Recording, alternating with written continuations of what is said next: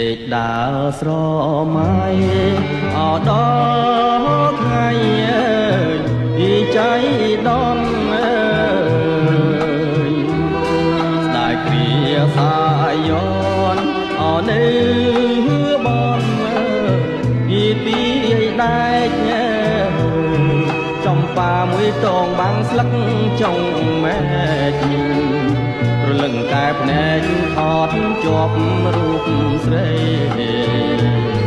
ជាណាកែណានាងណាខ្ញុំលួចសួរក្មេងអរត់លេងពីគុកវងក្មេងនោះអែអងអមិនចង់យីចេញស្ដីជួនជាជុំពើពូនចំប៉ាស្រីវាស្នាកវីរកវជួបផ្ដៅជាណាកែណានាងណា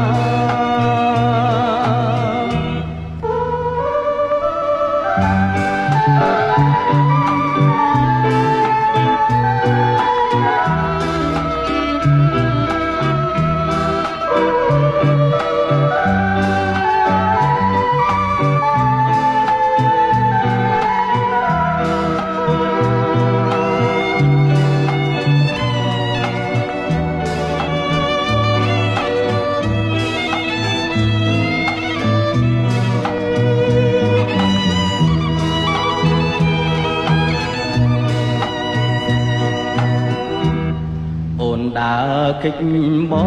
ងអទុំនងពីជាអៀនបងក៏មិនហ៊ានអោកាត់ចិត្តពីស្រែកហាអូនដើរជួបផ្ទះបងចូលព្រៃជ្រៅបងកាច់ការស្មៅខំហើយគិតថាជាណាកែណានាងណា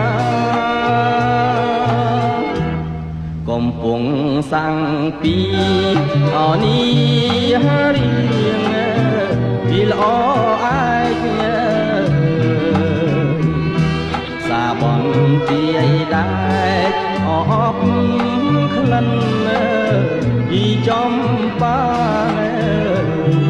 បងកាត់បេះដូងទុំចងកាស្លាសុភ័ក្រមេបាសូមទៀន